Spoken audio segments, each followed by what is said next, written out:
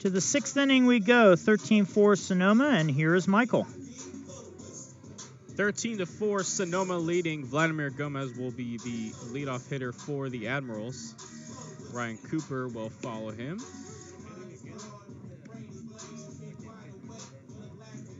Admirals have 7 hits and 4 runs. They scored 2 in the first, and they scored their other 2 in the top half of the 5th. The only problem is the Stompers countered with 6 runs in the second, 3 runs in the third, and then 4 more back in the bottom of the 5th inning. Gomez knocked in the first 2 Admirals runs with a single in the first inning. He didn't do a double play his second time up.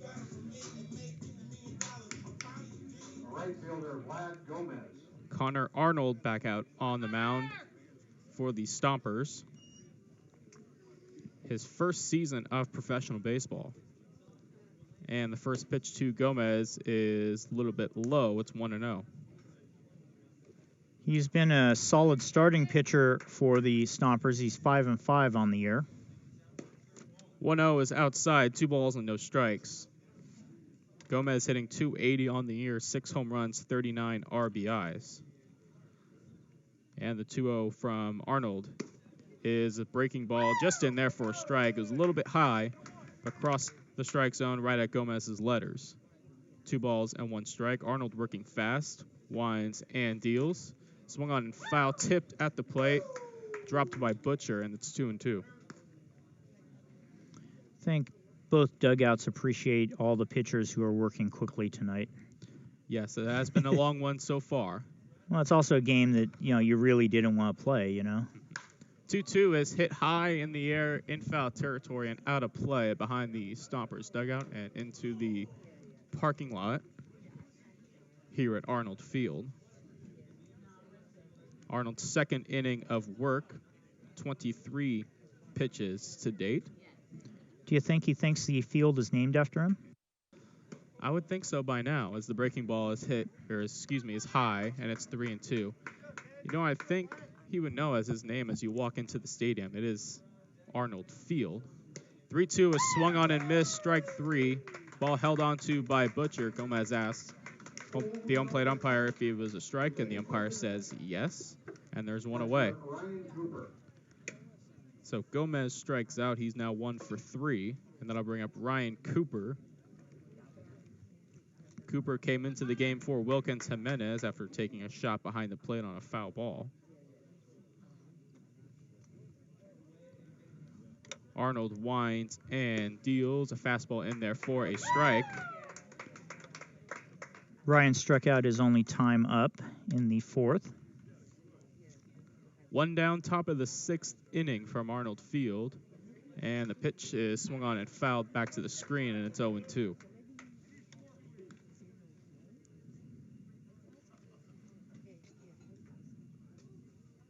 Cooper hitting .364 in his time with the Admirals. 3 RBIs. And his limited at-bats. Just his 6th game. 0-2 is a breaking ball, just missing, and it's 1-2. Arnold went to CSU San Bernardino when he played his college ball. He went 7-3. 1-2 is low. Went 7-3 and 78 in the 3rd innings and had 53 strikeouts. That was just last year. He did for CSU San Bernardino. He is from Palmdale, so he was in the area. 2-2 is hit high in the air to left. Going out and coming in is the left fielder to make the play. And there are 2 away now. DeAngelis coming in, the shortstop Romero going out, and of course it's the easier play for the outfielder if he can get there, so he called him off. That'll bring up Chevy Clark, the switch hitter, and he'll hit from the left side. So Connor with a K has a lot of Ks in college. Yes, he does. 53 and 78 in the 3rd innings last year. First pitch to Clark, batting left-handed, is taken in there for a strike. Chevy Clark wearing the shin guard on his front leg, which would be the right leg. 0-1 pitch is lined into center field. That's going to be a base hit. So Chevy Clark will have a 2-out single, his second hit of the night, and his 48th hit of the season, and that'll bring up Matt Uriste. Shortstop, Matt Uriste.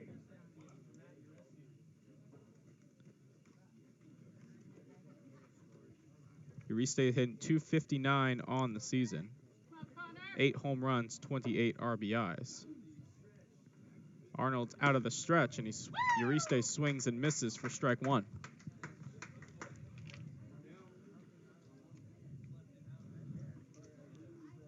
Uriste is hitting .500 lifetime against Arnold. Pitch is in the dirt, scooped by Butcher behind the plate, and he'll get a new ball.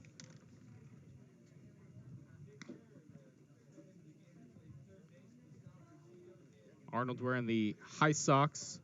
Only a couple players nowadays you see wearing the high socks here in professional baseball. 1-1 the count.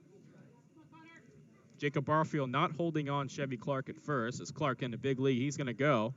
Pitch is taken inside. Clark will get to second base. It'll go as a defensive indifference, as there was no attempt to throw him out. So 2-1 the count to Matt Uriste. He is 1 for 2 in tonight's game. 2-1 pitch is hit in the air to right field. Going back is Williams, and he's not going to get it. It hits off the bottom of the wall. Coming in to score is Chevy Clark. Uriste is going to hold that first with a very long single as Williams gets it in to Romero at short. So it'll be an RBI single for Matt Uriste, and it's now 13-5 Sonoma.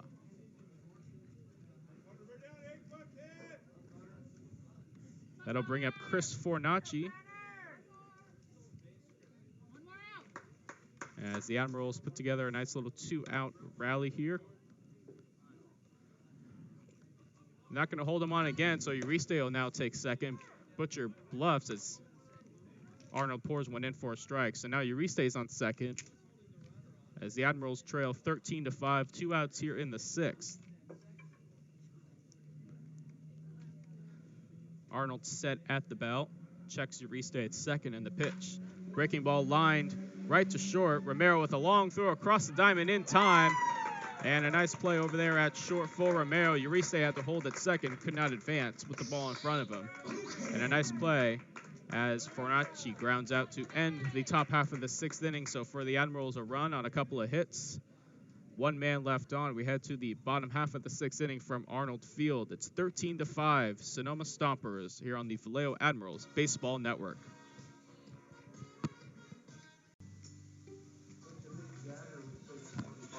Back here at Arnold Field for the bottom half of the 6th inning, the Admirals get a run in the top half on a Matt Uriste RBI single off the wall in right field. Stompers will try and respond. Rayson Romero will be due up first for the Stompers. Nick Gata and Jacob Barfield also due to hit for the Stompers. And we want to tell you there was a position change in that last inning that we noticed kind of mid-inning. Nick Kern came on for Chris Quitzer at third base, so Nick is now hitting in the 5th spot. Let's check out the 6th spot in the order. So Quitzer's night done after he tripled and doubled in his final 2 at-bats. I suppose he's in shape for the playoffs. Yes. Carl Bryce back out on the mound for the Admirals as Rayson Romero steps in.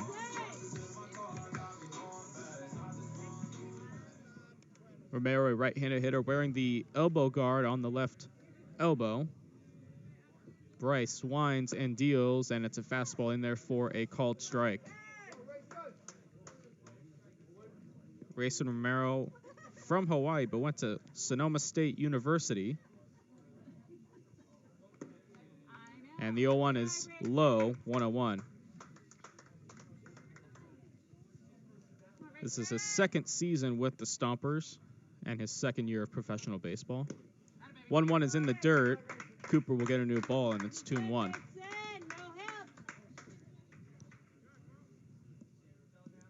Bryce, 2 1/3 innings already.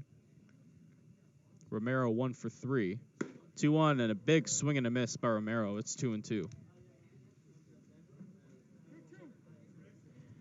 7 strikeouts, all 7 outs.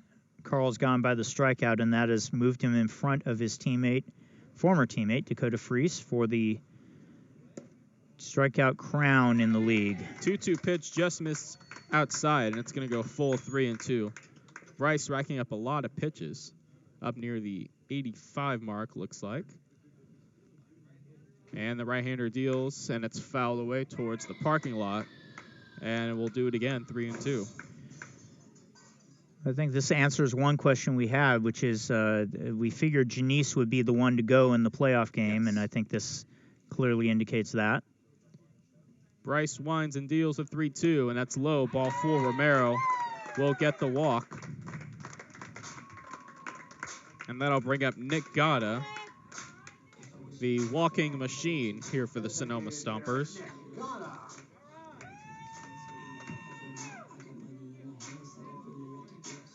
Gatta, now hitter, has 82 walks, had 82 walks coming into one more tonight. Game, and he had one more, 83.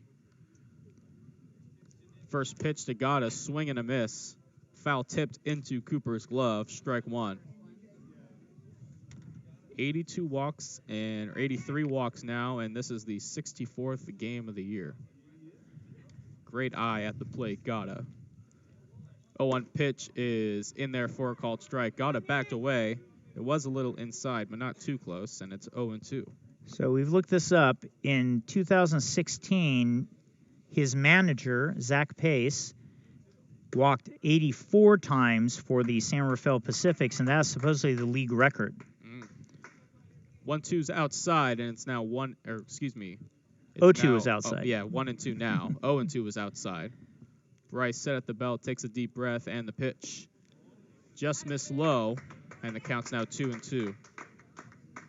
Now, the difference between Pace and Gatta is that year Pace hit .234. Gatta is right up there in second place in the league hitting.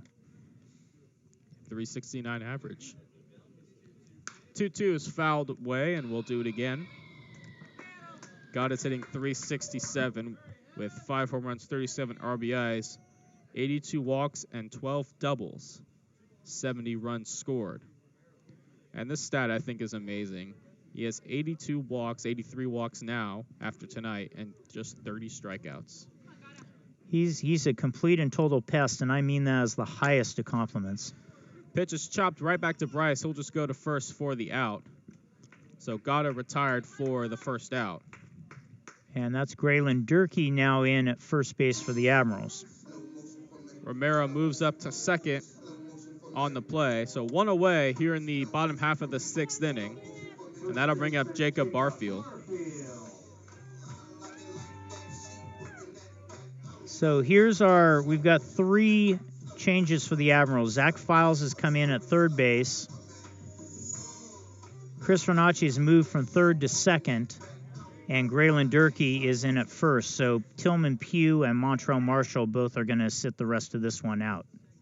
Bryce set at the belt, checks Romero at second, and the first pitch to Barfield is in there for a called strike. I think Barfield would like to get a hit here. He's right at the .299 mark on his batting average, 19 home runs, 47 RBIs. Bryce checks Romero at second again, winds and deals outside, 1 ball and 1 strike. The Stompers will begin their playoff run on Friday night. They will face the winner of San Rafael and either these Admirals or the Napa Silverados. The Admirals start the playoffs Wednesday night against Napa at Wilson Park. Pitch is swung on and missed, and the count's 1-2. Bryce eating some, I say important innings because you're trying to bridge this game as long as you can.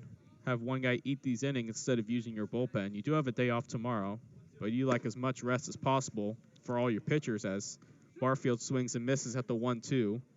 Strike 3, and there's 2 away.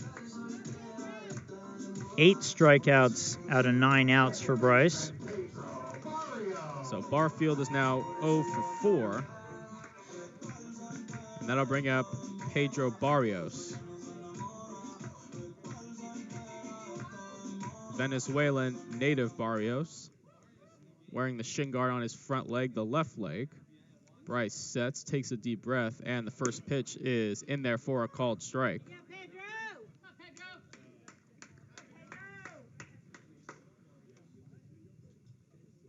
Barrios with 36 walks on the year, so he too has a good eye.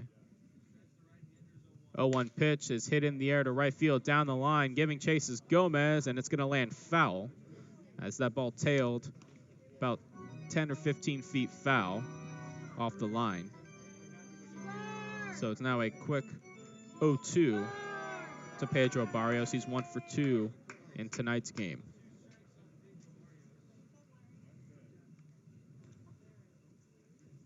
Matt Hibbert on deck. Carl Bryce trying to give the Admirals another inning and hopefully a scoreless inning, but Rayson Romero is at second. There are 2 away. Bryce looks in for the sign, has the one he likes. Sets at the belt and deals, and this one is lined to right field, but Gomez is right there, turns around, makes the play, and a scoreless inning for Carl Bryce. So for the Stompers, one runner left, and at the end of 6 from Arnold Field, the Stompers 13 and the Admirals 5 here on the Vallejo Admirals Baseball Network.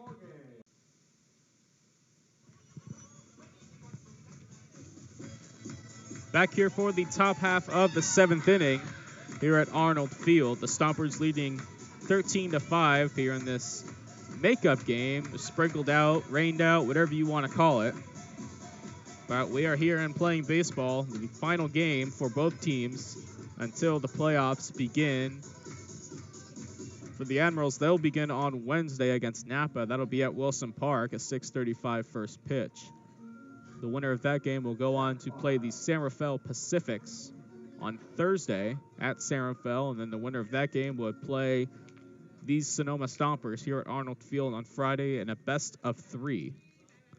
Connor Arnold back out on the mound, winds and deals, and it's swung on and missed by Zach Files, who is in Tillman Pugh's spot in the batting order. Files getting his first at-bat of the game. 0-1 is outside, and now the count's 1-1.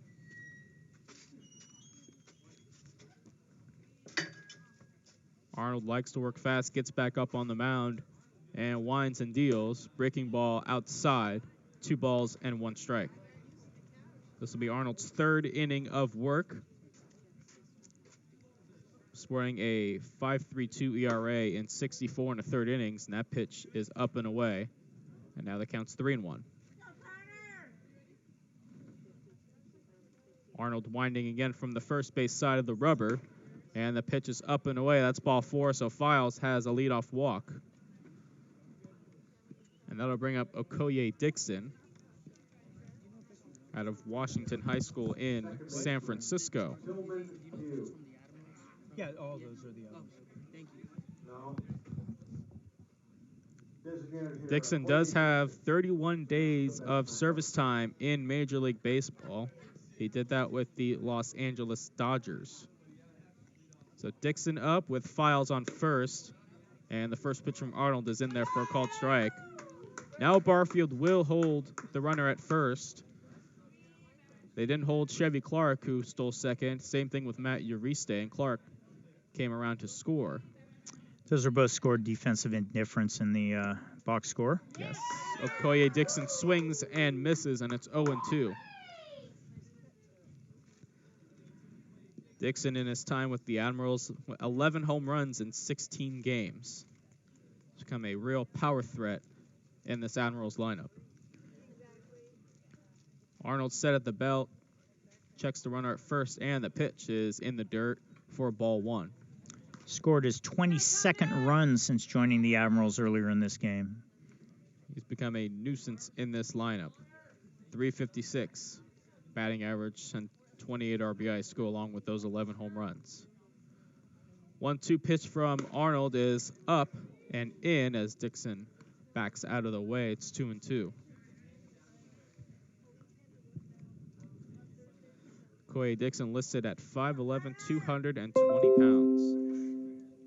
So a big fella in the middle of that lineup, to say the least.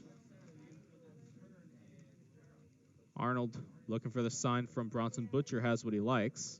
Sets at the belt and fires the 2-2. It's fouled back to the screen, and we'll do it again.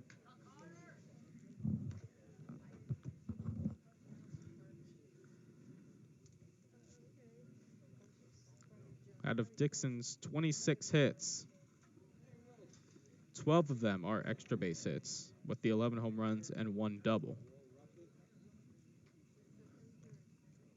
Arnold set at the belt again on the first base side of the rubber and deals just outside, and it'll go full to 3-2.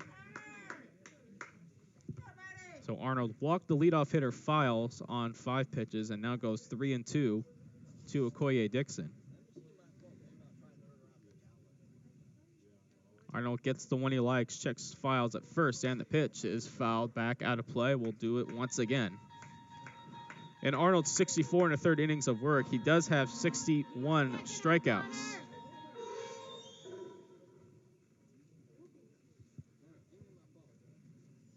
In his last appearance against the Stockade, he went 4 innings, allowed 4 runs on 12 hits, walking 4, and 24 batters faced. Opponent's on base was 372. 3-2 again to Dixon is in the dirt, blocked by Butcher. That's ball 4, so Dixon will reach. Files will go to second. And so a pair of walks to begin the top of the 7th inning by Connor Arnold. And that'll bring up Nick Aikens Sr., the number 3 hitter in the Admirals lineup. Aikens still on 21 home runs. He's the first man in Pacific Association history to have 20 back-to-back years.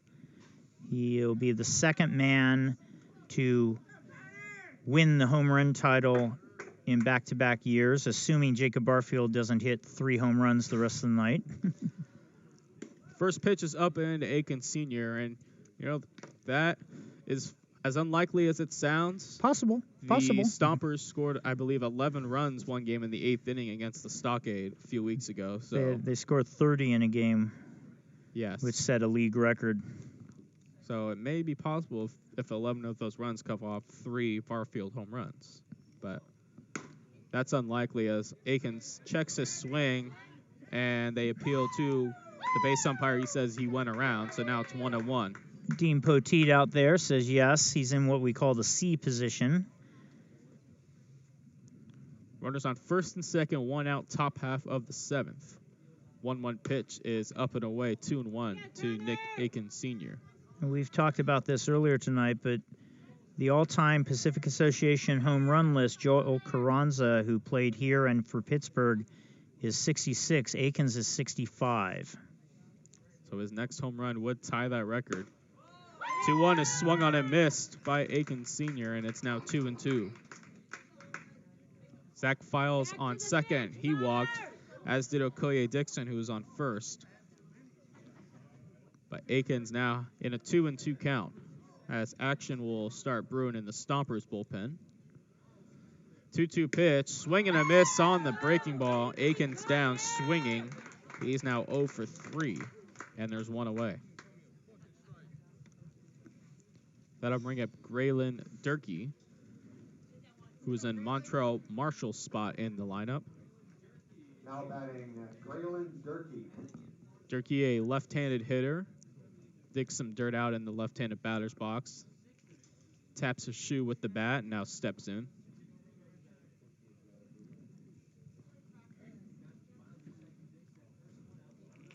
Runners on first and second, 1 out now, and the first pitch to Durkee is outside for ball 1. Durkee hasn't been getting consistent at-bats of late, but he has been overall one of the hotter hitters for the last month for the Admirals. Had a couple of 4-hit games. Durkee ahead in the count, 1-0. Arnold set at the belt, and the pitch, check swing, and he went around, says the home plate umpire, and it's 1-1. Durkee hitting .333 against Arnold in his lifetime, hitting .294 overall this season. 1-1 pitch is low, and that's ball 2. Files on second, Okoye Dixon on first. Barfield playing behind Dixon at first. Stompers play up the middle, double play depth, looking for the ground ball. 2-1 pitch, a swung on, popped up out of play behind the Admirals dugout. And it's now 2-2. 60 pitches now for Connor Arnold. He's now thrown 2 1/3 innings. This is his 3rd inning of work. 2-2 to Graylin Durkee. Arnold checks files at second and deals. That ball just missed. Looked like it was inside, and the count's going to go full once again, 3-2. Marshall Schill, the pitcher, warming up in the bullpen for the Stompers. 3 balls and 2 strikes to Graylin Durkee. Arnold checks files again at second, and the pitch swung on, hit on the ground down the first base line. That's going to be a fair ball. Misplay by Barfield. The flip to first, and in time, Connor Arnold came over to cover first base. Barfield bobbled it and then flipped to Arnold covering on the play. Durkee thinks he's safe, but was called out by the base umpire, Dean Poteet, and looks like they'll have a discussion. What Graylin's saying is that he believes that Arnold was not on the bag.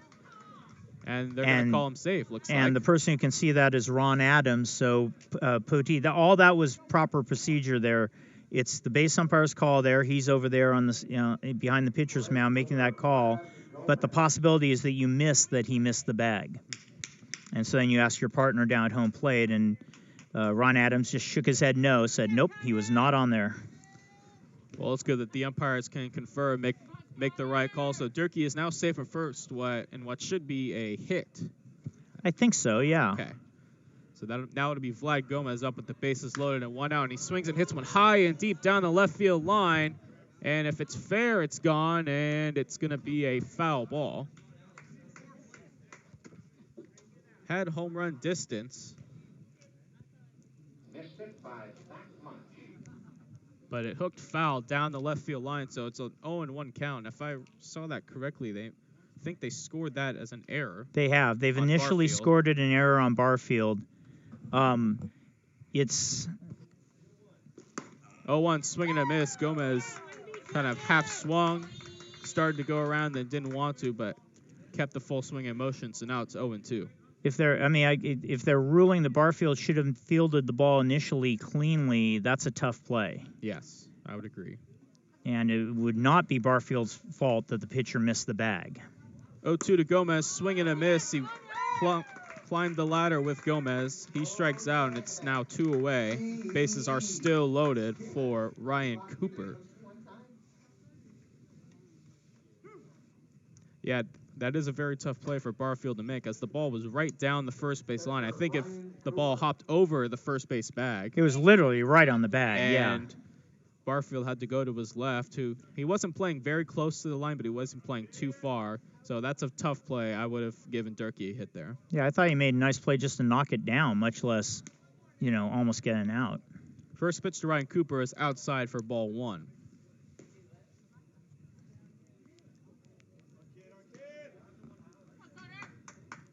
Bases loaded, 2 down for the Admirals, and the pitch.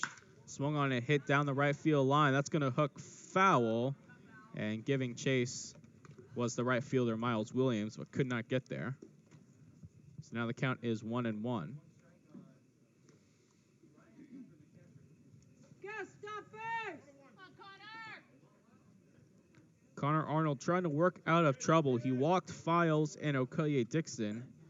And then that hit/error by Graylin Durkee, that tough play by Barfield and Arnold, was scored an error by the Stompers, so we will go with that.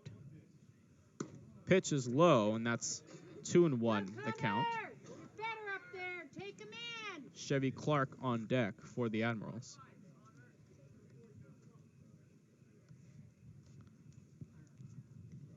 Ryan Cooper with 1 swing could potentially bring the Admirals back in this game. Pitch gets by Butcher, and Files will not test it. Looked like Butcher just flat out missed the ball. It was a fastball. It looked like on the inside part of the plate. And it looks like he just flat out missed it. Files didn't want to risk being thrown out. As now the count's 3-1. Butcher was a little frustrated after that play. Could have been a crossover. It could have been just trying to snatch it and pull the ball in to the zone. So 3-1 to Ryan Cooper. He calls time and steps out, asks what the count is. And he says 3-1, and that's what it is. Connor Arnold working on the first base side of the rubber yet again. And the 3-1 pitch is high. And I believe that's ball 4. Apparently not. I guess not. I guess we were all wrong. Admirals dugout asking the count. We had it as 3-1 here. We're not official, though. We are not official, but maybe we missed it or maybe he did. But nonetheless, now it's 3-1. And now that's ball 4 as that's outside. So Cooper walks. In to score is Zach Files. It'll go as an RBI, and it's now 13-6. And then I'll bring up Chevy Clark, the center fielder. You go, Connor! So I wonder if Adams missed that pass ball, maybe. The ball that got by Butcher. I wonder if he forgot to That's check the his one where clicker. you forget to click. Is something like that happens, you forget to click your clicker. Zach Pace out of the dugout, and he's going to take the ball from Arnold. So Arnold will have thrown 2 2/3 innings for the Stompers on 70 pitches. So wonder if that's maybe just getting in some work and maybe potentially being an option on Friday, or maybe just eating innings, saving pitchers with the extended rest that the Stompers will have. Well, I think they're trying to get their pitchers work. They started Ethan Gibbons. We don't expect Ethan to be their number 1. Barnice and Patel figured to be the 1-2 for them. But both Ethan Gibbons and Connor Arnold would be guys you could see who could start a 3rd game if that championship series were to go all the way to next Sunday. And so both of them got in some work tonight. My thought was that it was more likely to be Arnold. He started all year, while Gibbons started all of last year, but this year was used out of the bullpen for a good chunk of the season and only made 7 starts. And Arnold had the better ERA and the better numbers, etc. So we'll see. I mean, and of course, if you're Sonoma, you're thinking we really don't want to find out because we want to sweep that championship series and not have to get to having to decide who's the number 3 pitcher. But either one of them likely to be that man. Meantime, Marshall Schill is on for the 29th time this year. 32 1/3 innings, 13 runs, 10 earned, 29 hits, and 37 strikeouts and 13 walks. So Schill's been very good out of the bullpen. Bullpen's been a strength for the Stompers. Ryan Richardson has taken over as a closer of late with 9 saves and 0.52 ERA for Ryan. And Schill's been mostly a setup man. His ERA is 2.78. Marshall Schill, the submariner, you don't see too many of those nowadays. In his first year with the Stompers, he pitched for Lindenwood University. And in 18 2/3 innings, he had 23 strikeouts for the Lindenwood Lions. So now Chevy Clark will step in. Bases are loaded. It's 13-6 Sonoma, but the Admirals have a chance to get back in this game. First pitch from Schill is in there for a called strike, hit the outside corner. Clark, a switch hitter, batting from the left side. He's 2 for 3 in tonight's game. 7 home runs on the year. 0-1 pitch is taken close, but it's a ball, 1-1. Okoye Dixon is on third, Graylin Durkee on second, and Ryan Cooper occupies first base. A little bit of a shift towards the right side of the field. And that ball is fouled away out of play. Curran is playing way off the line at third base. Rayson Romero playing more towards up the middle. Barfield occupies his normal range at first base.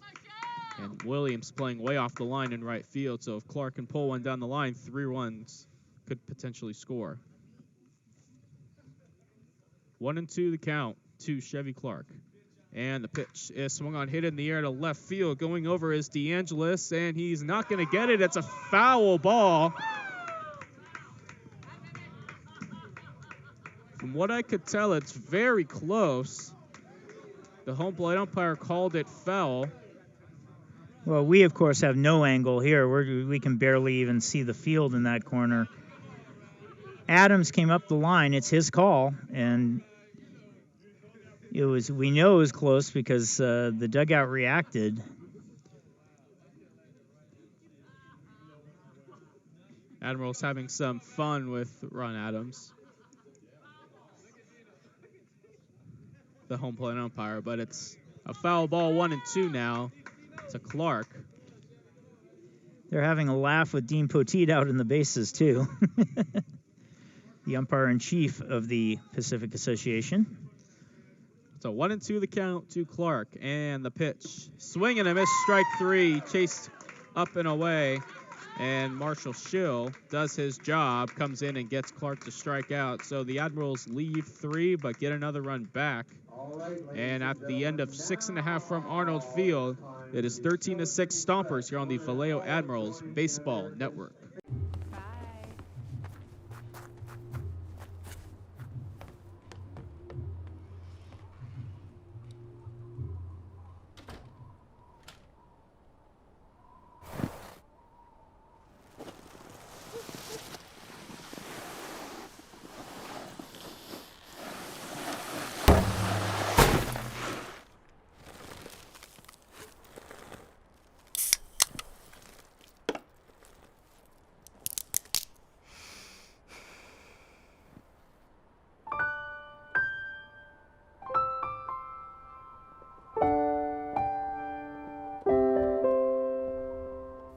Down this morning and the sun was gone.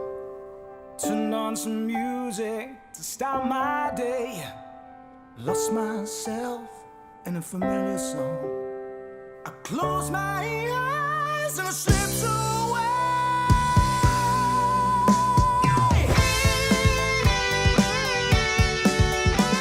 It's more than a feeling when I hear that old song they used to play. I begin dreaming. It's more than a feeling.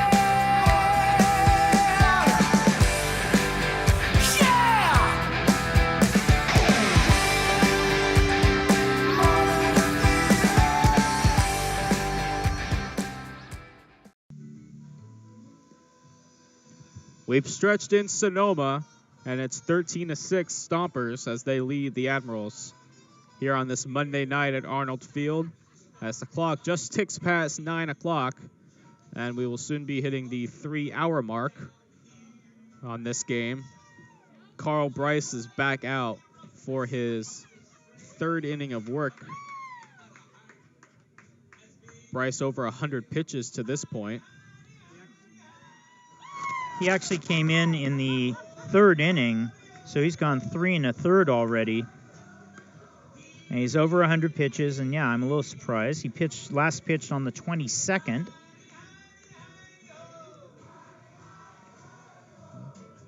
So he's just on 3 days rest. And again, he would be the one you would expect to start the second game should the Admirals win on Wednesday night. You would expect Bryce to be the one to go the next night in San Rafael. He's been, Dakota Freese is now in Ottawa, and so Janice and Bryce would seem to be the best 2 pitchers on the Admirals staff.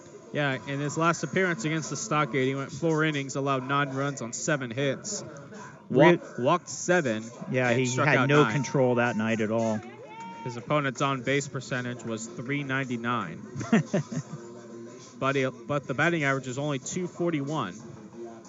So, like you said, not a lot of control there on that day against the Stockade. So, here we go to the bottom half of the 7th inning. Matt Hibbert to lead it off, and the first pitch is taken in there for a called strike, a little bit high, but catches the strike zone from Bryce. 0-1 pitch, swung on and missed again by Hibbert, and it's quick 0-2.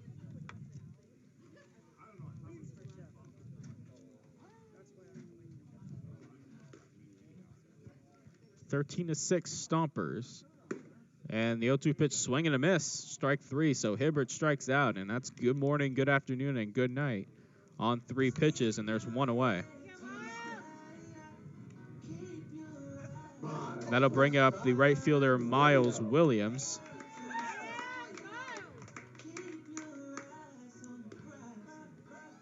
Williams with 14 home runs on the season.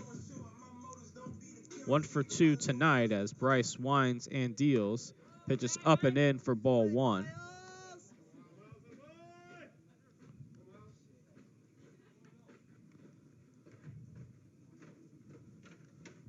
(1-0) from Carl Bryce as the big righty deals just outside for ball 2. I said Williams is 1 for 2. He's 0 for 3.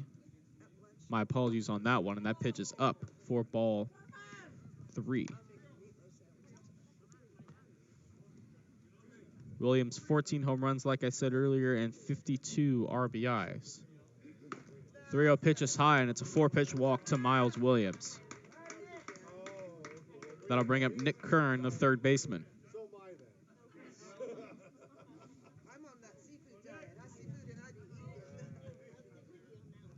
Kern spent last season with the Napa Silverados. Stole 31 bases in 73 games for Napa. Had 22 extra base hits last year with the Silverados, and just has 3, but in only 26 games with the Stompers. And the first pitch from Bryce is low, ball 1. Hitting .231 with 4 home runs and 22 runs scored in his limited time with the Stompers. 1-0 from Bryce, and there's a strike, and it's 1-1. This is Kern's first at-bat of the night after coming in as defensive replacement. Bryce checks the runner at first, and the pitch is inside, and they're going to say it hit Kern. It may have grazed his jersey, so that'll go as a hit by a pitch. And the Stompers will have 2 on with 1 out for Bronson Butcher.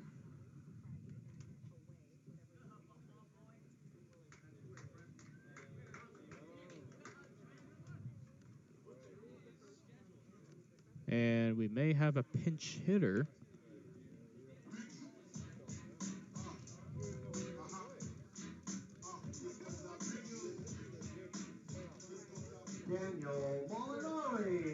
So it's going to be Danny Molinari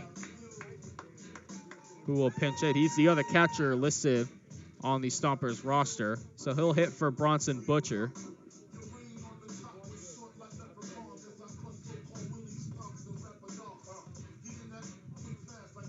So Butcher will get the final 2 innings off from behind the plate. Molinari in 79 at-bats, 21 runs scored, 21 hits, 4 home runs, and 3 doubles. Right-handed hitter looks in and takes the first pitch outside for ball 1.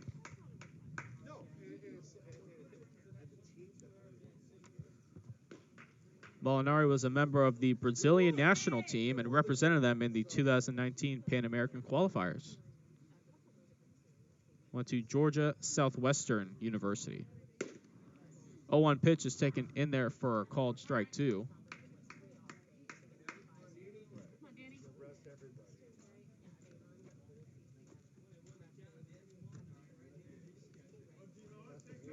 Bryce checks the runner at second and deals swing and a miss. And it's 1-2 now. I thought it was strike 3. But instead the count is 1-2 on Danny Molinari. Miles Williams at second. And Nick Kern is at first. 1-2 pitch, breaking ball hit in the air to right field down the line. It's going to be in foul territory. Durkee and Gomez chasing, and it'll drop foul. So the count will stay 1-2. Tough play as the ball headed towards the tarp down the right field line. This field has certainly seen a lot of action over the past few days. The Sonoma Valley Dragons football team occupies this field in the fall, and they played on Friday night. As if you were to come to Arnold Field, you would see the football lines on the field. Kind of like the Raiders and the A's sharing a stadium, the Stompers and the Sonoma Valley Dragons sharing a stadium. 1-2 is outside, and it's 2-2. And they did indeed play their opener on Friday night. Yeah, and I believe they played a team from Nevada. I believe Douglas High School, I want to guess, and I believe Douglas came out with the win. Sonoma Valley plays in that Vine Valley Athletic League that was just formed. The Vine Valley? Yes, formed about a year and a half ago. Last year was the inaugural year of that league. 2-2 is low. It's a curveball. Molinari takes it, and the count goes 3-2. Assuming they're playing in the Sac Joaquin section? No, this is Sonoma Valley's in North Coast section. Are they North Coast? Okay. Yeah. Douglas beat them 53-18. And Douglas is from Minden, Nevada. Minden. Molinari steps out and steps back in. They formed that new league when Napa, Vintage, and American Canyon came into the North Coast section about a year and a half ago. Oh, right. That's right. Molinari swings and misses strike 3. There's 2 away. I'm always thrown when they do some section jumping. When I first moved up to the Bay Area in early 90s, Benicia was a North Coast section team, and St. Patrick's in Vallejo was a Sac Joaquin, and then they kind of traded at one point. Yeah, and I believe Benicia is back in the NCS. I believe Benicia moved back, yeah.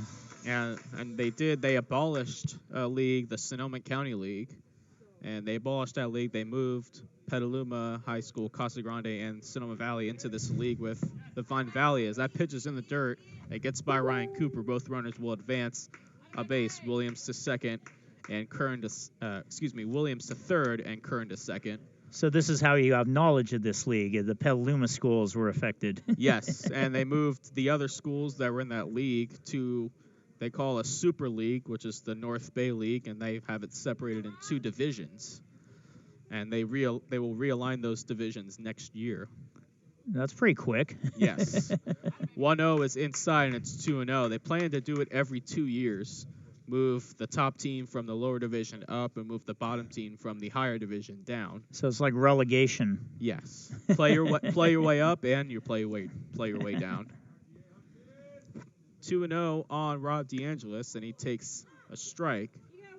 DeAngelis is 1 for 3. Has 6 home runs on the season. DeAngelis out of Staten Island, New York, and Ramapo College in his second year with the Stompers. 2-1 is fouled back, and it'll be 2-2. In college, DeAngelis hit .429 and had an on-base percentage of .495 and 45 runs scored and 93 total bases. Was the ABCA Rawlings NCAA Division III Mid-Atlantic All-Region First Team. A little tongue twister for you there. Lots of abbreviations and words on that one. 2-2 to DeAngelis is hit high in the air and to right. Coming in is Gomez, and he makes the play. So Bryce strands the 2 runners at second and third. Stompers leave 2, and at the end of 7 from Arnold Field. Stompers with a 13-6 lead here on the Vallejo Admirals Baseball Network.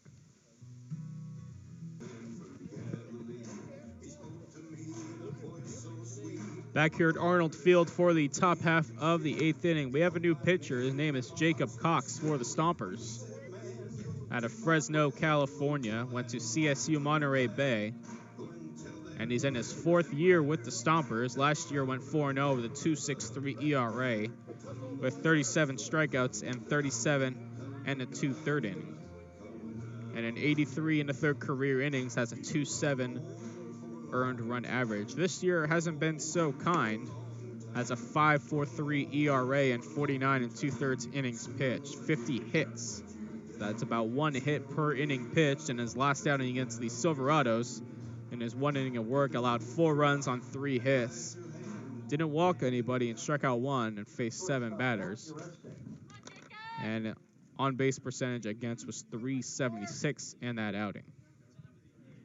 He had been the closer for the Stompers for a couple years and had been just unhittable and just lost it this year. And Ryan Richardson has become the closer. Jacob even started a couple of games for Sonoma. Matt Uribe, the batter, as he swings and misses, and it's strike 1. Uribe 2 for 3 on the night. Left-handed hitter hitting .259 on the season. He kind of reinvented himself as a starter after his struggles this year. 0-1 is fouled away behind the Admirals dugout, and the count is 0-2. So like Ethan Gibbons earlier tonight, Cox now has 7 starts on the season. 22nd appearance overall. So Jacob, a big question mark, I think, for Sonoma heading into the championship series. One of the few question marks they have, and that 0-2 is lined down the left field line. That's going to be a foul ball. Sonoma, the most complete team in the Pacific Association this year. Finished in first place. They clinched a while ago. They are 44-19 right now, and if they can hold this 7-run lead, they'll improve to 45-19, and they would finish 7 games ahead of the Pacifics and 11 against the Admirals. Pitches up and away. That's a ball. 1-2. Admirals would fall to 34-30. That would be their final record should the score hold, and would finish 11 games back of the Stompers, and that pitch is fouled away out of play, and we'll do it again. It would finish 4 games behind San Rafael, but 4 games ahead of Napa. Napa finished 29-35, and the Salina Stockade, our travel team in the Pacific Association this year, finished 14-50. 1-2 on Uribe, left-handed hitter. Cox has his glove on his left hand, and now he steps off. Left hand towards his breast. Now gets back out on the mound. Working from the first base side of the mound. Now has what he likes, winds and deals, and that pitch is low, 2-2.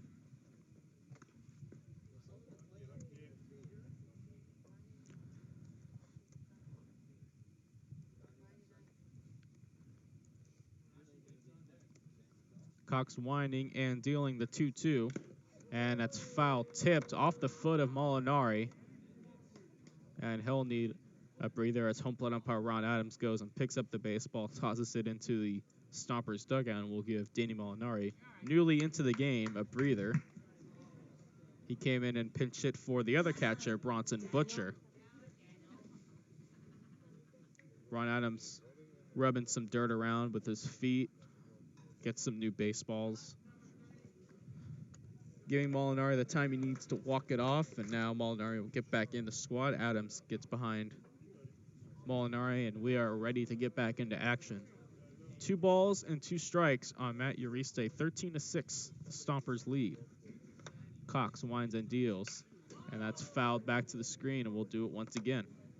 So we were talking about Sonoma's records. The Stompers, if they, assuming they win and finish 45-19, that would be a winning percentage of .703. That's the second best in team history. Last year, they won 57 out of 80 and had a .713 winning percentage. They've had the best regular season record in the association 3 years running. They have not won a championship, though, in any of those seasons. The Admirals won in 2017, and the Pacifics won last year, and that pitch is outside. It'll go 3-2. In fact, I should say they won 4 years running. They had the best record in 2016 as well. 2016, they won the title because there was no playoff because they did a first half, second half, and the same team won. Pitch is lined down the right field line, foul out of play. It'll be 3-2 again. If the same team won both halves, you didn't bother with the playoff at that time in the league. And that makes you wonder, with Sonoma having wrapped it up and being the #1 seed, how much pressure do you think they have? They'll have 3 days off until their next game. Exactly. You know, the players will be rusty. The pitchers, you know, if you have not pitched in, let's say, a week, it could have a troubling effect. In having at home, you have a huge crowd. Could be a lot of pressure. That 3-2 pitch is inside ball 4, so Uriste walks to lead off the top of the 8th. The flip of that, of course, is whoever they play is going to have had to have played at least 1 and maybe 2 games in 2 consecutive days.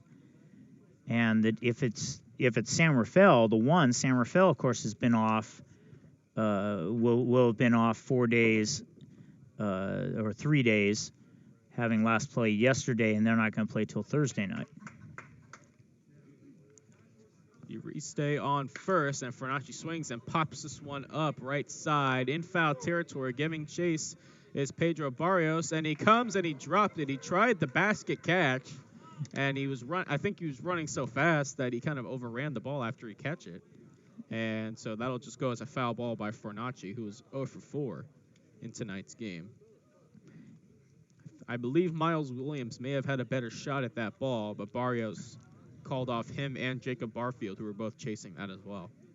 Well, the second baseman usually has charge of the foul ball in that area, but you are right. The Pedro kind of ran so far and so fast, and he's shading towards second base with the man on first and a right-handed hitter. Cox sets and deals. Fernacci swings and hits one high in the air to right. Williams underneath it will make the play in rather deep right field for the first out. Chris was trying to poke it out to right there, but got under it a little bit. A shorter right field here in Sonoma. And that'll bring up Zach Files. Big smile on his face, thinking, I thought I had that one. These players definitely know that this game does not mean anything in the standings. They know where and when they'll be playing in the playoffs, so I believe they're just kind of rolling with it and having some fun in these final at-bats for the postseason. First pitch to Files is outside for ball 1. Files came into the game on defense in Tillman Pugh's spot. 1-0 the count. Uriste on first, and the pitch is outside. It gets by Molinari, and Uriste will head to second. That'll be scored a pass ball. Will it? Said that with confidence. I would hope so. You were wrong on the error. Well, we were both wrong on the error. Well, yeah. No, I was with you. I'm just saying. It is indeed a pass ball. All right, there we go. Pressure's off. So Uriste is at second. Just you said with such confidence, that will be scored a pass ball. Yes. There was no doubt. I didn't have a doubt about that. And that pitch is up, and it's 3-0. I would not see why they would have to score that a wild pitch. You know. Butcher, it hit the glove in the air. Molinari's now behind the plate, hit his glove in the air and just went right by him. So that was a pass ball, and now it's 3-0 to Zach Files. And the pitch is outside ball 4, so Files walks for the second time. And Cox with a pair of walks to start the top half of the 8th inning, and that'll bring up Okoye Dixon.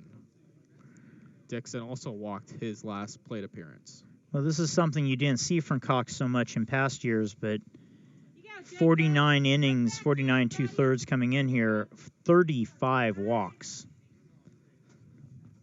And Cox had become one of their most reliable pitchers in previous years, and those previous 3 championship runs. And that pitch is in there for a strike. Remember, like we said, they'd finished in first place in the regular season, but had failed to win a championship in the previous 2 years, but had won it in 2016 by winning both the first and second half.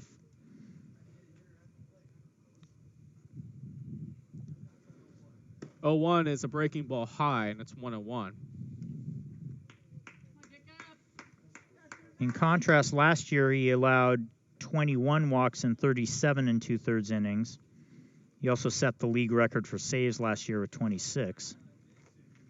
Definitely not an easy year as Dixon steps out of the batter's box, adjusts his batting gloves, and now will step back in. Nick Aiken Sr. is on deck.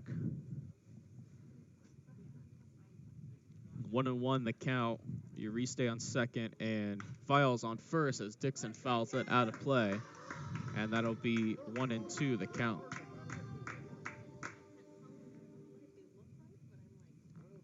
Dixon and Nick Aiken Sr., two of the bigger power threats in the Pacific Association. And I'm sure if Okoye Dixon was with the Admirals the entire year, he would be in a home run battle with Nick Aiken Sr. for the top of the Pacific Association home run leaderboard. 1-2 is chopped right back to Cox. He will check the runner at third and go to first and take the one out. Uriste had a good jump to third, so he will settle with just the one out, and now there are two away, and then I'll bring up Nick Aiken Sr. If Dixon had been here all year hitting the way he had been, he'd be 9 miles ahead in the home run derby. Right. My goodness. You always say don't really keep pace with, maybe a 100 at-bat streak or maybe even 150 at-bat streak, but he may have. We're all on pace to live to be 100. Most of us won't get there. Cox will stay from the stretch with runners on second and third, and Aiken swings and misses at another breaking ball, and it's 0-1. Aiken struck out in his last at-bat. That was Connor Arnold who climbed the ladder on him. Marshall Schill came in and got one out and then gave way to Jacob Cox. Aiken swings and hits one in the air. Shallow left center. Out is Romero to make the catch. And the Admirals strand a pair. So Jacob Cox comes in, walks a pair of Admirals hitters, and then gets out of trouble. At the end of 7.5 from Arnold Field, it's the Stompers 13 and the Admirals 6 here on the Vallejo Admirals Baseball Network.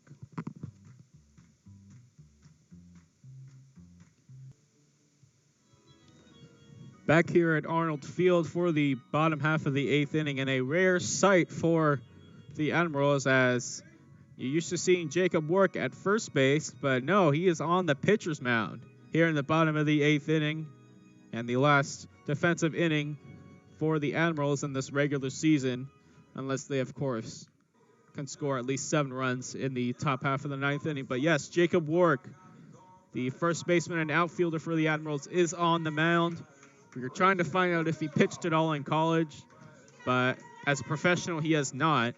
So I think the Stompers and the Admirals will both have a little fun with this one, as Rayson Romero will step in against Wark. Wark, product out of Cal and Oregon State. He played football as well. First pitch is high. So in the Cal bio, it does not say that he pitched in a game, so we're going to guess that he has not pitched at least since high school. And the 1-0 is in there for a strike, 1-1. Is that a breaker? No, not yet. Okay. I think he's maybe saving it for a 2-strike pitch. 1-1 is up and in. As you can probably expect, Warwick wouldn't have the quite as sharp as command as a normal pitcher. 2-1 is hit high in the air to deep left field. Aikens is just going to turn and look, and that ball is gone. Rayson Romero, a solo home run off of the position player Jacob Wark, his 4th of the year. And the Stompers will extend their lead to 14-6. So we confirm no appearances at Cal as a pitcher. Romero, his 4th home run of the year, 3 of them against the Admirals. An Admiral killer, Rayson Romero. As that'll bring up Nick Gatta, the walking machine for the Stompers. Designated hitter Nick Gatta. Warwick's first pitch to Gatta is low for ball 1.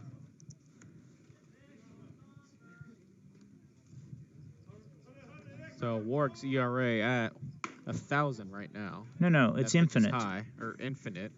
Learn your infinities. Guy getting out to have a have an ERA, right? Yeah. That's in there for a strike. 2 balls on 1 strike.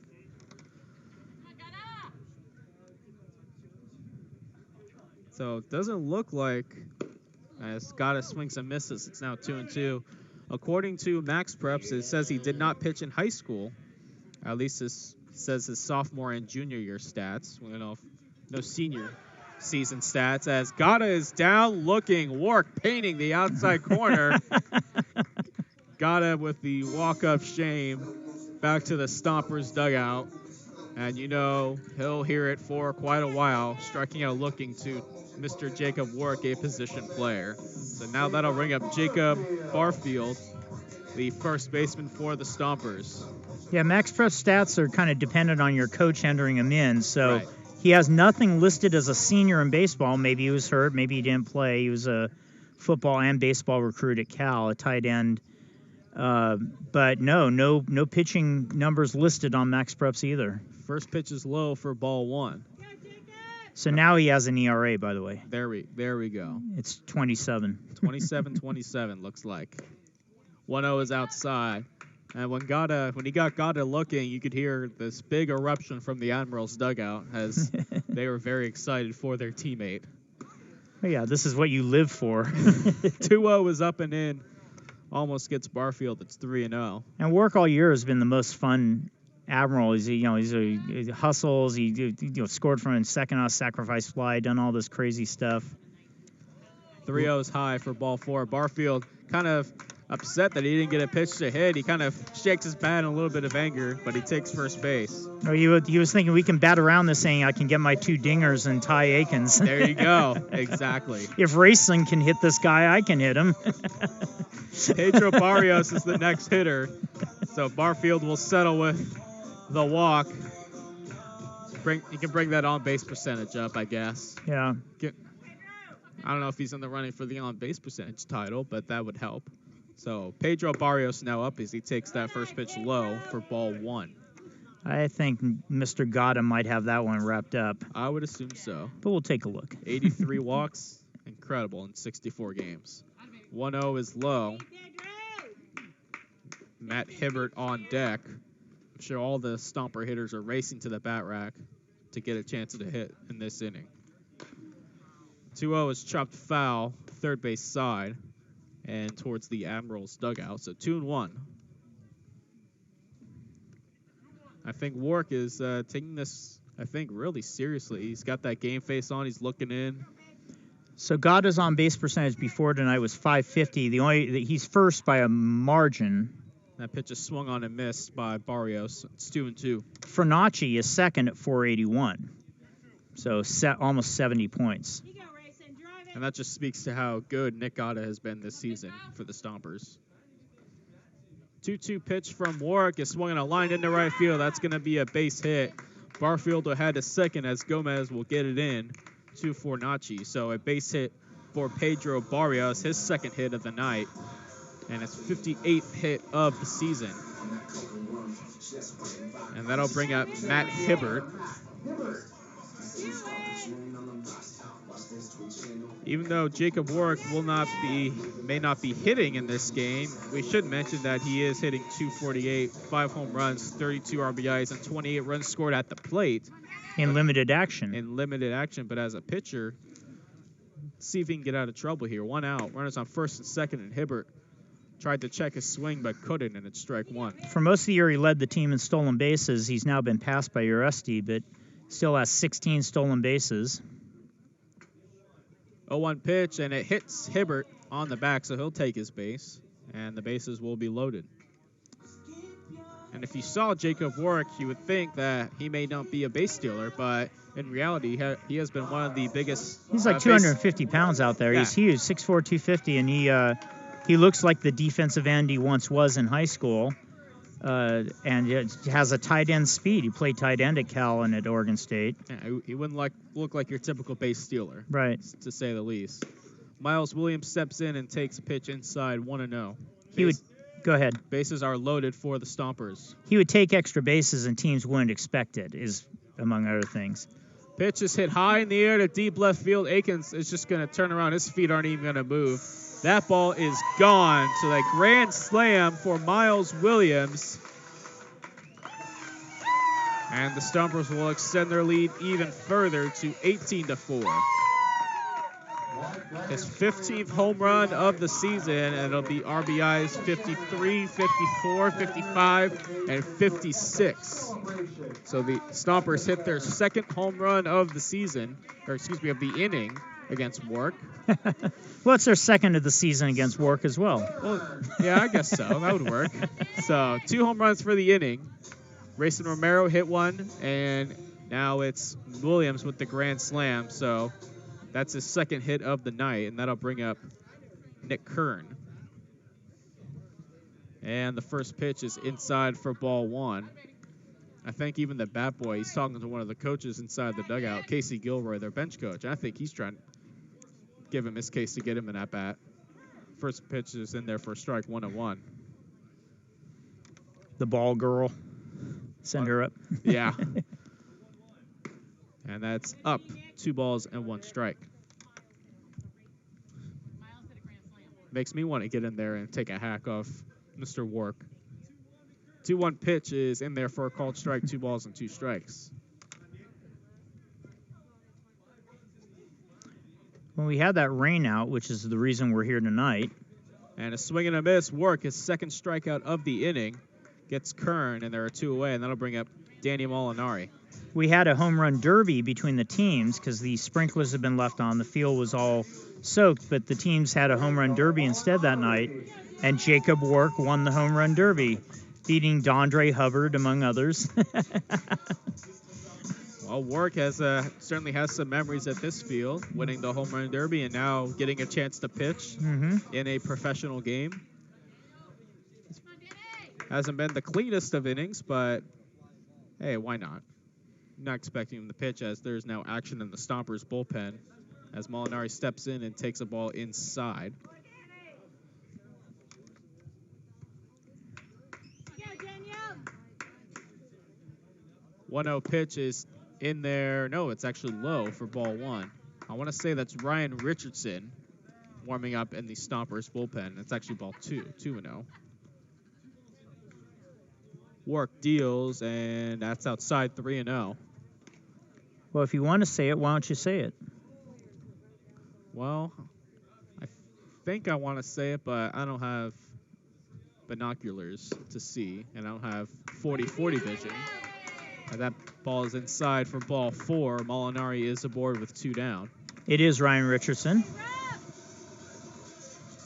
All right, I'm 2 for 3 now. Good night at the plate. That'll bring in Rob DeAngelis. When we had the home run derby, Ryan Richardson actually had fun going out there and serving him up. And then Vladimir Gomez wasn't a participant, and Richardson even served some up to him in between rounds to let Gomez take some hacks. There you go. And that first pitch to DeAngelis is low for ball 1. Files way off the line at third. Uriste shaded toward the middle, and that ball is up and away past Cooper. Bounces right back to him, but no advance by Molinari. Molinari started to go and then thought, what am I doing? I mean, he could if you really want to get to 20 runs. But we're up 2 touchdowns here. We're good. I don't think you would want to do that. I'm the catcher, and if I get hurt right now, it's a bad thing. Especially one game before the championship series, and that pitch is high. And now the count is 3-0. Durkee not even bothering holding on Molinari at first, and 3-0 is in there for a called strike. Why would you?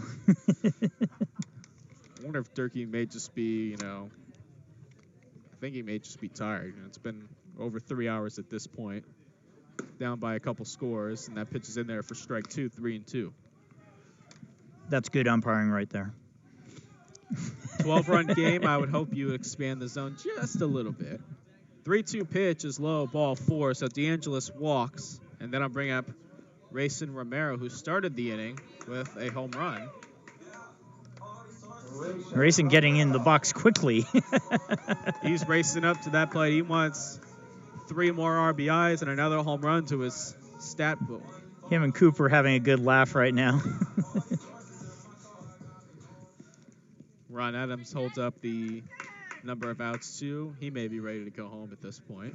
Wark deals to Romero, pitches high, ball 1.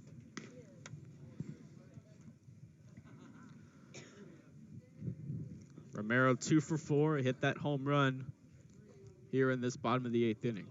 I got to point out that Work looks right throwing. Yeah, he's not just, He you doesn't see look some like he's position never done players- this. Yeah, you see some position players lob it in, Right. like in the major leagues. But he's got the whole windup, he's got the stretch, he's dealing. So 1-1 the count now on Romero. Wark checks the runner at second, and the pitch is way outside, 2-1. I don't think Fornacci and Uriste have any plans to try and pick off I was going to say. Danny Molinari at second. That would be awesome. He did the spin move. 2-1 pitch is high, and it's 3-1.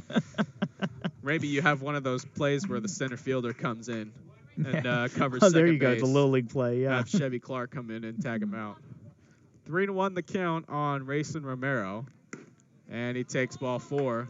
And now the bases are loaded again for Nick Gatta, who struck out looking in his last plate appearance against Work. And I bet he would like to have his teammates forget that with the hit here. Gatta, the most disciplined hitter in the Pacific Association this year, may have been a little too disciplined against Work. But now he has a shot here. Bases loaded, 2 down. And the pitch is up and away for ball 1. Cooper's going to go talk to Work. I'm not sure what he would They say. crossed up the signs. I wonder if he's just giving him a breather, or are they... I wonder what he could possibly be saying. I'd like to know. Come on, big guy. Hey, big guy. Just throw it over the plate. Let him hit it. The other thing is, if he walks him, that's Gatta ties the league record for walks. And he takes a strike. I don't think Gatta thinks so. And it's 1-1. 1-1 the count. Bases are loaded. Gatta swings and fouls it back, and the Admirals dugout erupting. 1-2 the count with 2 outs, and they're hoping for Work to get this final out. And I'm sure if he does, you'll hear a loud cheer from the third base dugout. And I'm sure P.J. Phillips and all of his players would be very, very happy about it. 1-2 pitch to Gatta, and it's fouled back. He just got a piece of it. And again, the players in the Admirals dugout are hoping for this like it's last out of a playoff game. He looked like he got a little more on that one, too. I thought, all right, this is my actual fastball. 1-2 pitch to Gatta. Swing on in and fouled at the plate. It got Ron Adams, the home plate umpire. Looked like on the arm. He spun out of the way, and he's taking a walk. Gives the ball to Ryan Cooper, who will go make another visit out to Jacob Work. Maybe a little pump-up speech to get the last out here. Hey, bud, you have a few pitches to play with here, but go right after him. So under the new rules for mound visit limitations, are you allowed to go out there and stall for the umpire who just got hit? Or do they charge you in the majors, do you think? I don't know. I do not know that rule. I wonder if... You get 5, and the catcher going out counts as 1. Right. I wonder if maybe the umpires would give some leeway to that. I would think I would, if I was back there, I'd be like, go ahead. 1-2 misses just high. The Admirals wanted it, but it was a little bit high. 2-2. Not going to get got out that easily twice in a row, I wouldn't imagine. Work deals a 2-2, fouled back. Good at bat by Nick Gatta. He's obviously taking the approach, I got to grind against this guy. That's a compliment to Work. That's a compliment to Jacob Work right there, having one of the best players in the Pacific Association, and he's giving you a battle. 2-2 is up and away, and it's 3-2. So now the merry-go-round will start. All 3 runners will move with the pitch. Work sets and deals. Swung on the line down the left field line. That's going to be a foul ball. I think Romero's the only one who took off. From first base, yeah, that's DeAngelis didn't really go. Molinari was just like, yeah, whatever. 3-2 is outside, ball 4. So Gatta will walk for the 84th time this year. He'll get an RBI. And it's now 19-6 Stompers. Are we going to? I think we're going to Vladimir Gomez now. So the fun gets better. And Vlad Gomez will trot in from right field. Jacob Work will trot out to right field. Matt Uriste's coming over to give Vlad a pep talk. All right, so that means if that's the case, then there is a substitution piece. In order for Work to play in the field, so we're trying to figure out who's coming out. So Okoye has to come out. So they're going to lose the DH. Right. And so Work moves into that spot. Yes. So Vlad Gomez now on the mound. We'll see what he has to offer. Work gave up 6 runs, gets 2 outs on 52 pitches. Gomez bringing a little heat in his warm-ups. Work still has 3 runners he is responsible for, and his next warm-up pitch goes off the screen at about 20 feet high. Now, I know that Gomez had pitched. It was with the White Sands Pupfish in 2016. He got into a game, no innings pitch. He walked 3 batters and gave up a hit. So, hey, but it looks like his ERA is still 0. I'm going to guess that it could have been in a extra inning tiebreaker situation because you're automatically unearned, or in a game where he came in and had already been errors in the inning. Yeah, he faced 4 batters, like you said, and all of them reached base at some point or another. So Vlad Gomez now in the game, 2 outs in the bottom of the 8th. The Stompers leading 19-6. Work in 2/3 of an inning gave up 6 runs and is still responsible for 3 more. And they're going to make Gomez switch gloves, I believe. Yeah, his right fielder glove is probably not a legal glove to have on the mound. There's things about colorings and stuff that are prohibitive for pitchers. Right. And we saw that in Major League Baseball this weekend with their Players Weekend. We saw the pitchers had to wear the black caps if they were wearing the white uniforms. If they had all white, they made the pitchers wear black caps. And that all the position players were wearing white. Yeah, because you're not allowed to wear white, have white. You're not allowed to have a white sleeve on your arm when you pitch. So Jacob Barfield steps in against Vlad Gomez. And Gomez pumps one outside for ball 1. Vlad Gomez on the mound for the Admirals. And they announce it on the loudspeaker here and get a chuckle or two. 1-0 is in there for a strike. I've talked to Vlad, and I know that he thinks he can pitch. We all think we can pitch at some point. 1-1 pitch from Gomez, and it's inside ball 2. Dugout wanted the call on that one. Here's some chirping from the Admirals dugout in a fun way. So Gomez behind in the count 2-1 on Barfield, hitting .299 with 19 home runs, and can add to that here. That's in the dirt, skips past Cooper. The runners will not advance. Pinballing around back here.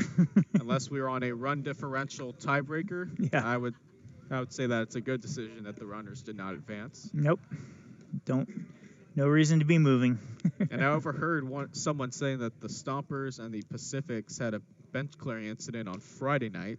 I heard that myself. So that wouldn't be a wise decision by the runners to advance. And a swing and a miss by Barfield. It's now 3-2. Barfield upset with himself. Not actually. With a huge smile on his face, said something to the Admirals dugout. 3-2 from Gomez. Swing and a miss. He foul tips it into the glove of Cooper. Gomez walking off like he's done it a million times before. Barfield staring at the Admirals dugout, has a smile.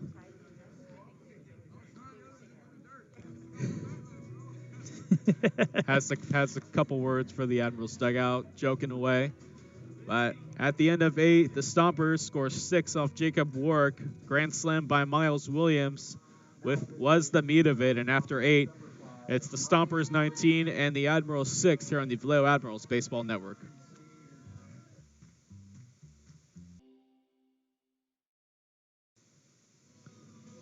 Back here at Arnold Field for the top half of the ninth inning, the Stompers leading the Admirals 19-6.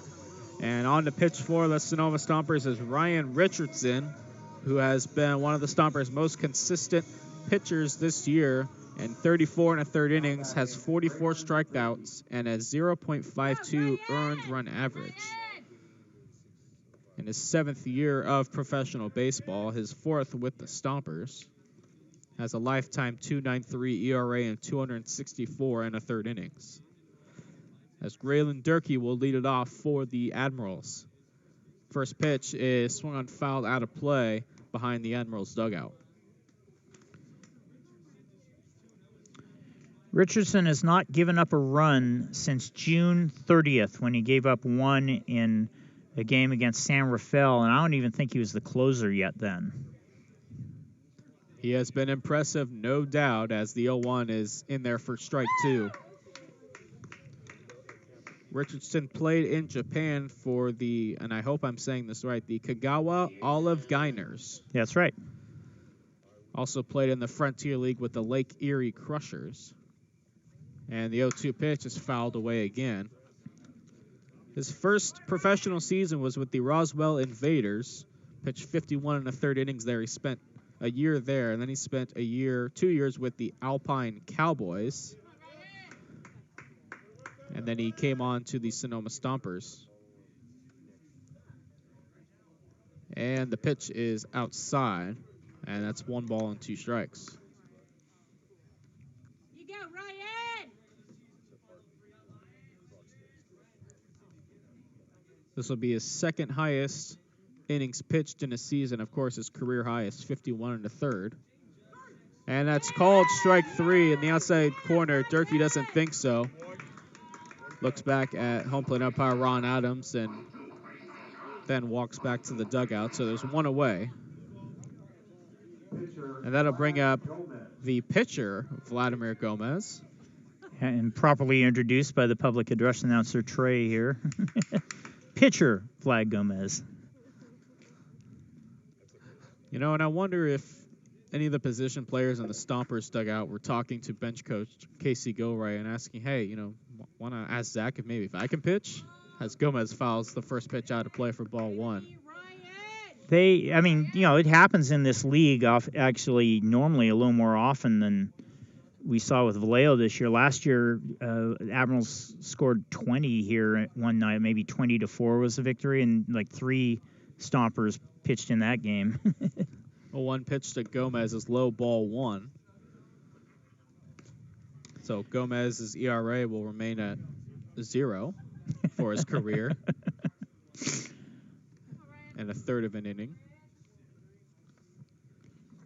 Swing and a miss by Gomez. It's 1-2. So let's recap the Stompers' 19 runs. They scored 6 in the 2nd, 3 in the 3rd, 4 in the 5th, and then 6 more in the 8th. The Admirals scored 2 in the 1st, 2 in the 5th, and 1 run each in the 6th and the 7th.